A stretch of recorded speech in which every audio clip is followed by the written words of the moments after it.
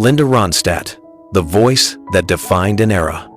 She sold over 100 million records, won 11 Grammy Awards, was the first woman to rule rock, country, and Latin music all at once. But behind the spotlight, she was fighting battles no audience could see. Labeled a sex symbol she never wanted to be, shamed for her beauty, and silenced by a disease that stole the very gift that made her immortal. Why did the world only start to listen when her voice was gone? In this video, we uncover the haunting truth behind the Queen of Rock's most private life. Desert Girl, Two Worlds, One Dream. Linda Maria Ronstadt was born in Tucson, Arizona, in 1,946 inches, a home where music never stopped playing. Her father, Gilbert Ronstadt, was a skilled mechanic who sang Mexican rancheras by heart. Her mother, Ruth Mary Copeman, played ukulele and adored classical operas. Between the desert heat and the smell of adobe walls, young Linda grew up surrounded by two worlds, the fiery rhythms of Mexican folk and the clean harmonies of American country and pop. By age 10, she could harmonize perfectly with her siblings. At 14, she formed her first trio, the New Union Ramblers, performing at coffee houses and small radio shows around Tucson. But she was restless. The teenage girl from Arizona wanted to sing not just for her hometown, but for the world. In a conservative community where girls were expected to marry early, Linda was already dreaming of stages, spotlights, and endless applause. Her teachers said she had too much ambition for a small town. They were right. That unique mix of heritage and rebellion would later make her unstoppable, a woman who carried the soul of the Southwest into the global stage and whose voice could cross any border. Breaking every rule. When Linda Ronstadt arrived in Los Angeles in 1964, she had only $30 in her pocket and a suitcase full of dreams. Within 3 years, that dream became a revolution. Her first band, the Stone Ponies, recorded Different Drum in 1967, a song written by Michael Nesmith of the Monkees. It shot to Hajon 3 on the Billboard Hot 100, selling more than 1 million copies, and introduced a new sound, folk rock with a female soul. By 1969, she went solo signing with Capitol Records. The early years were tough. Her first 3 solo albums barely charted, but everything changed in 1974 with Heart Like a Wheel. The album reached Hajon on Billboard 200, went double platinum, and earned her her first Grammy Award for Best Female Pop Vocal Performance with the hit You're No Good. That same year, she became one of the top 5 best-selling artists in America, standing alongside Elton John and the Rolling Stones. Her voice, powerful yet hauntingly soft, could move across genres with ease. Between 1974 and 1980, Linda released a string of multi-platinum albums. Prisoner in Disguise, 1975, #4 Billboard 200, over 3 million copies sold. Hasten Down the Wind, 1976, Grammy Award, 2x Platinum. Simple Dreams, 1977, Hajon Billboard 200, 4 million copies sold, stayed 5 consecutive weeks at Hajon, beating Elvis Presley and Fleetwood Mac. Living in the USA, 1978, 2 million copies, featuring her hit cover, Back in the USA. Mad Love, 1980, #5 Billboard, 1 million copies sold. At her peak, Linda's albums sold over 1 million copies every 8 months, an unprecedented pace for a female rock artist. She appeared on the covers of Rolling Stone 6 times, Time magazine, and even Playboy, a move that sold magazines but haunted her personally. On stage, she was unstoppable. Her 1,979 tours grossed an estimated $25 million, over $120 million in today's value, and she performed to audiences of 20,000, 30,000 per night. Critics dubbed her the First Lady of Rock, while Newsweek called her the most successful woman in music history. But Linda was not just a rock icon. She redefined boundaries recording with Don Henley and Glenn Frey, who would later form the Eagles, Emmylou Harris, and Dolly Parton. Together, they pioneered the California sound, a blend of rock, country, and folk that would dominate American radio for a decade. By the early 82nds, she had 7 consecutive platinum albums, a record no other female artist had achieved at that time. Her hits like Blue Bayou, When Will I Be Loved, It's So Easy, and Heat Wave became anthems of a generation. But what made Linda Ronstadt truly unique was her refusal to stay in one box. In 1983, she stunned the world by releasing What's New, a collection of classic jazz standards with the Nelson Riddle Orchestra. Critics called her crazy, but the album sold over 3 million copies and spent 81 weeks on the Billboard charts. She didn't stop there. In 1987, she returned to her Mexican roots with Canciones de mi Padre, an all-Spanish album honoring her heritage. It sold 2.5 million copies in the USS alone, becoming the best-selling non-English language album in American history and winning another Grammy Award.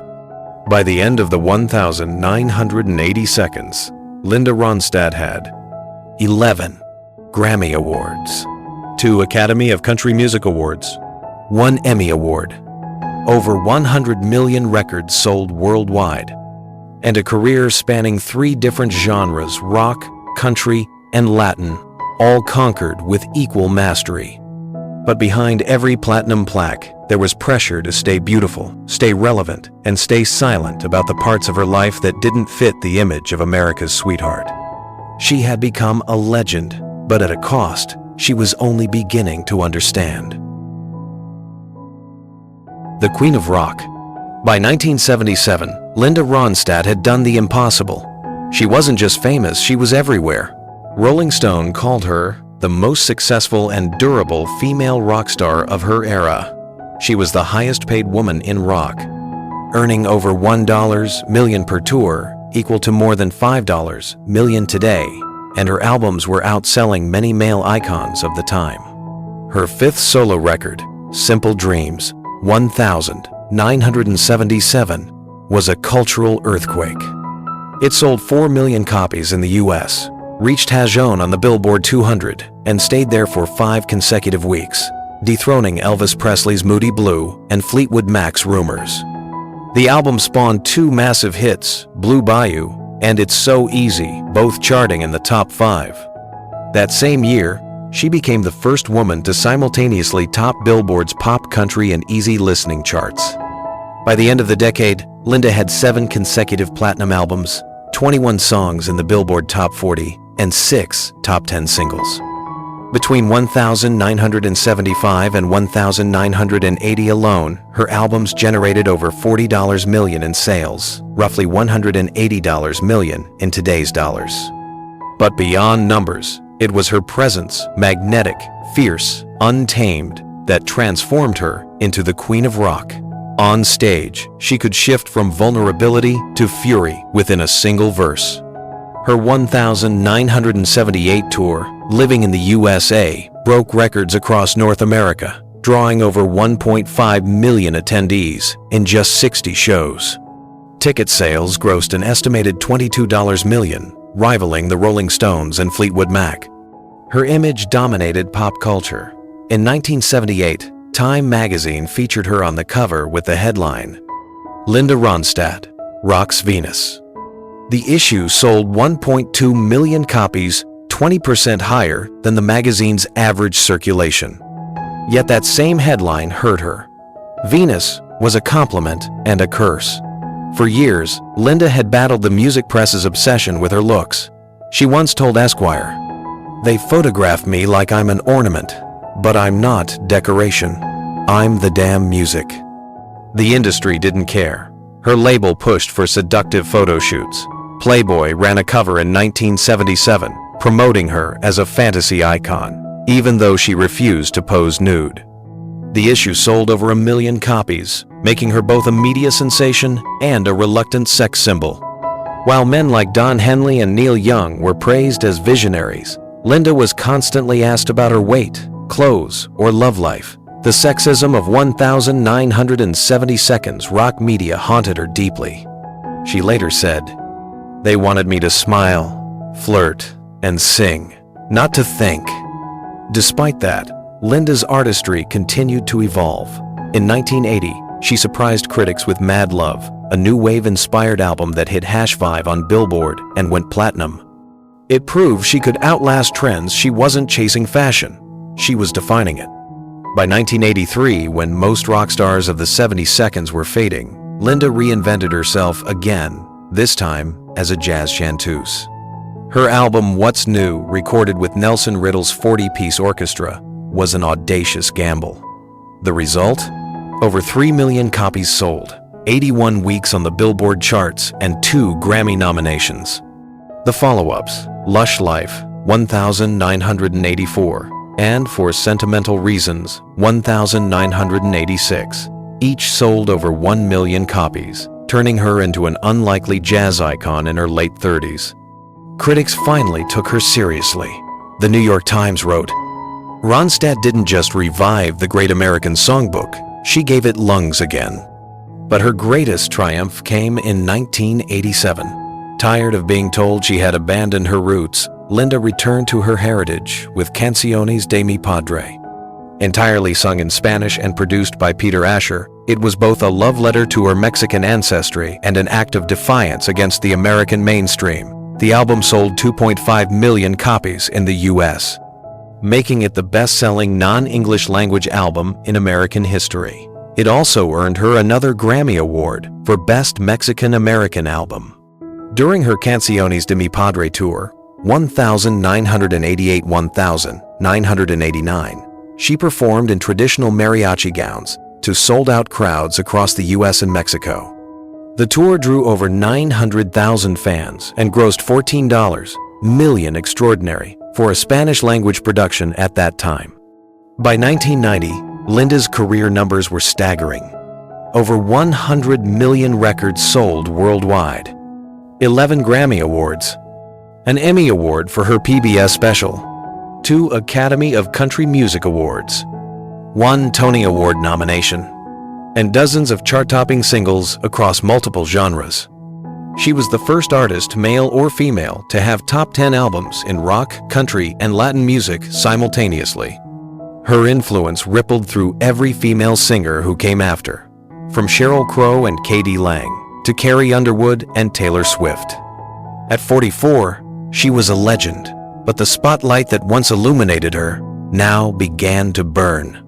Fame had brought her money, power, and admiration, but it had also stripped her of privacy, of peace, and soon, of her voice. In the early 1990 seconds, while recording Cry Like a Rainstorm, Howl Like the Wind, 1989, Linda began to notice something terrifying. She couldn't hit notes she once reached effortlessly. Her voice trembled. Performances became a battle, not a joy. It wasn't exhaustion. It was the beginning of something far worse, a slow, silent decline that would soon destroy everything she had built. As the Queen of Rock stood atop her empire of gold records and accolades, the one thing that had carried her voice was starting to fade. And no one, not even Linda, understood why. When the voice disappeared. By the mid-1990 seconds, Linda Ronstadt had achieved everything a musician could dream of. Over 100 million albums sold, 11 Grammy Awards, and a legacy spanning 3 languages and 4 decades. But just as her voice had lifted her to the top, it was about to betray her. In 1995, while rehearsing for a charity concert in Los Angeles, Linda felt something wrong. Her pitch began to slip. Her breath control faltered. At first, she blamed exhaustion, but the problem persisted. During the recording of Dedicated to the One I Love, 1996, she confessed to her producer, Peter Asher, "My voice is giving out. I can't hold a note anymore." Audiences began to notice. In her 1997 tour, critics mentioned a quieter, trembling tone. She cut back performances from 80 shows a year in the 80 seconds to just 12 small appearances in 1999. Her final concert took place in San Antonio, Texas, in 2009, before an audience of barely 3,000 people, a stark contrast to the 30,000-seat arenas she once commanded. That same year, she sold her longtime Los Angeles home for $5.5 million and quietly retired to San Francisco. The woman once called the most powerful female voice in America was gone from the stage without a farewell. Then came the diagnosis. In 2013, Linda publicly revealed she was suffering from Parkinson's disease, which she believed had robbed her of her voice years earlier. She told AARP magazine, "No one can sing with Parkinson's. No matter how hard you try, the voice just doesn't cooperate." The announcement sent shockwaves through the music world. Fans flooded her website with over 60,000 messages within 24 hours. But a year later, neurologists discovered it wasn't Parkinson's. It was progressive supranuclear palsy, PSP, a rarer, more aggressive neurological disorder. There was no cure, and the disease progressively paralyzed her muscles, including those that controlled speech. In interviews after 2015, Linda admitted she could no longer even sing along to the radio. "Not even in the shower," she whispered. The irony was cruel. The woman whose voice had filled stadiums now struggled to speak in full sentences. The financial toll was equally devastating. Between 2005 and 2015, she spent an estimated $1.2 million on medical treatments, speech therapy, and adaptive care. Most of it out of pocket. Insurance didn't cover experimental PSP programs. For the first time since her teenage years, Linda was financially vulnerable. But the emotional pain cut deeper. In 2014, she was finally inducted into the Rock and Roll Hall of Fame, a recognition she had been denied for over 20 years. Even as male contemporaries like Jackson Browne and Tom Petty were honored decades earlier. The night of the ceremony in Brooklyn should have been her triumphant return. Instead, she sat silently in the audience. Parkinson's had already stolen her ability to perform. Carrie Underwood, Sheryl Crow, Stevie Nicks, and Emmylou Harris took the stage to sing her hits "You're No Good," "Blue Bayou," "It's So Easy." Linda watched from the front row, tears running down her face. Rolling Stone described it as a coronation that came too late, a queen without a voice to reclaim her throne. In 2019, the documentary Linda Ronstadt, The Sound of My Voice, premiered at the Tribeca Film Festival and went on to win the Critics' Choice Award for Best Music Documentary. The film grossed $4.4 million worldwide. Modest, but deeply personal. For many viewers, it was the first time they saw Linda speak openly about her illness in isolation. She told the filmmakers, "It's like having a song trapped inside you, pounding to get out, but your mouth won't open." As the years passed, her silence became both tragedy and symbol. Streaming revived her legacy between 2018 and 2024. Her monthly Spotify listeners grew from 280,000 to over 4.6 million. Songs like "Blue Bayou" and "Long Long Time" found new life on social media, even appearing in TV shows like The Last of Us 2023, sending downloads of the song up 12% overnight on iTunes. But Linda herself remains secluded in Tucson, Arizona. Her once vibrant stage costumes now hang untouched in a temperature-controlled storage unit. She lives quietly in a modest Adobe-style house near her childhood home, surrounded by books and photographs, reminders of a world that used to listen. Friends say she spends her mornings reading about Mexican history and her evenings watching old MGM musicals, the same films that first inspired her to sing. When asked if she misses performing, she smiled faintly and said, "Every day, but I don't mourn it. You can't mourn the sunset, you just remember the light." Her story is not just about a career that ended. It's about the unbearable silence that follows a lifetime of sound. Between 1967 and 2009, Linda performed over 2,500 concerts, sold over 100 million records, and collaborated with over 70 major artists. Yet today, the same woman who once filled stadiums cannot speak above a whisper. That contrast between the thunder of applause and the stillness of her final years is what makes Linda Ronstadt's fall not just a tragedy, but an echo of fame itself, the kind that gives you everything, until it takes back what truly mattered. In the end, Linda's voice didn't just fade, it was silenced. But what remains, for millions who still listen, is the echo, a sound that refuses to die, even when the singer can no longer make it. The echo that never fades. After years of silence, Linda Ronstadt found a new way to be heard through memory. In 2013, she released her memoir, Simple Dreams, which became a New York Times bestseller, selling over 300,000 copies worldwide. Critics called it a love letter to music, written by a woman who can no longer sing. The book was her voice, unshaken, honest, and deeply human. Then came the film. In 2019, the documentary, Linda Ronstadt, The Sound of My Voice, premiered to standing ovations at the Tribeca Film Festival, later winning the Critics' Choice Award for Best Music Documentary and earning a 97% Rotten Tomatoes score. The film grossed $4.4 million globally, but its emotional value was far greater. It reintroduced Linda to a new generation. Viewers called it the most hauntingly beautiful goodbye in music history. That same year, she received the Kennedy Center Honor, the nation's highest artistic recognition, alongside Earth, Wind and Fire, and Sally Field. As others performed her songs on stage, Linda sat quietly in the audience, smiling through tears. She didn't need to sing. The world was finally singing for her. Even without her voice, her influence only grew. From Katie Lang to Adele, from Sheryl Crow to Phoebe Bridgers, countless artists cite Linda as their blueprint: fearless, genreless, authentic. In 2023, after The Last of Us featured her 1,970 song Long Long Time, digital downloads surged 0% overnight, pushing the 4-year-old track into the Billboard Top 10 digital song sales chart for the first time in history. Today, Linda lives quietly in Tucson, surrounded by her books, family photos, and the same desert wind that once carried her childhood songs. Her voice may be gone, but her legacy has become louder than ever, echoing through generations who never saw her on stage but feel her in every note of longing, every silence between chords.